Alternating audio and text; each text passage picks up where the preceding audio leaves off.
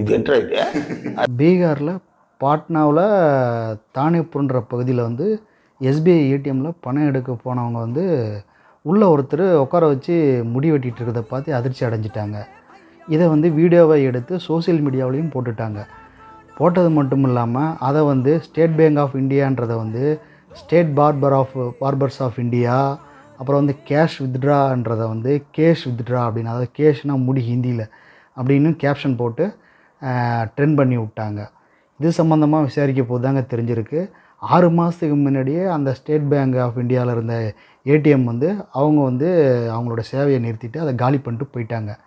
அதை வந்து அந்த கடை உரிமையாளர் வந்து முடி வெட்டுற சலூனுக்கு வாடகைக்கு கொடுத்துருக்காரு.